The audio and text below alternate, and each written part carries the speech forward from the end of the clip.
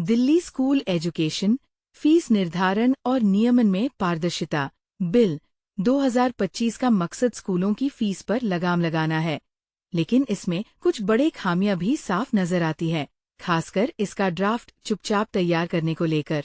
नीचे कुछ अहम समस्याएं बताई गई है। 1. जनता की राय को नजरअंदाज करना। इस बिल का ड्राफ्ट गुप्त रखा गया, जिससे माता-पिता, शिक्षक और स्कूल प्रशासन जैसे जरूरी पक्षकारों की राय ली ही नहीं गई।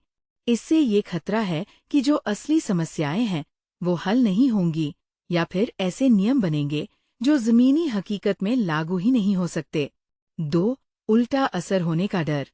बिना सार्वजनिक चर्चा के इसमें ऐसे नियम हो सकते हैं जो स्कूलों पर जरूरत से ज्यादा बोझ डाल दें, या फिर ऐसे झोल हों जिससे स्कूल आसानी से फीस नियंत्रण से बच निकले।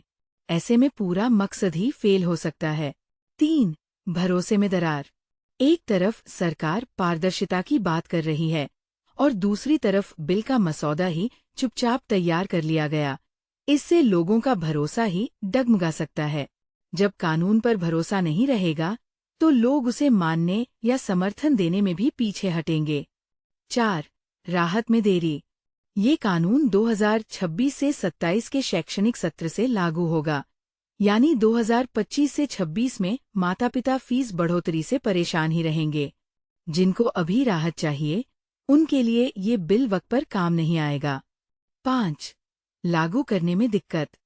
अगर बिल पास हो भी गया तो उसे जमीन पर सही तरीके से लागू करना बड़ी चुनौती होगी। पहले भी कई नियम इसी वजह से फेल हो चुके हैं। जब मसौदा ही छुपाकर बनाया गया हो तो अच्छे अमल की उम्मीद भी कम ही लगती है। निष्कर्ष: अगर वाकई में इस बिल से कोई फायदा चाहिए तो जरूरी है कि इसे जनता की राय लेकर और पूरी पारदर्शिता के साथ तैयार किया जाए। साथ ही मजबूत तरीके से इसे लागू किया जाए, नहीं तो गुपचुप तैयार किया गया ये कानून सिर्फ एक और कागजी वादा बनकर रह जाएगा।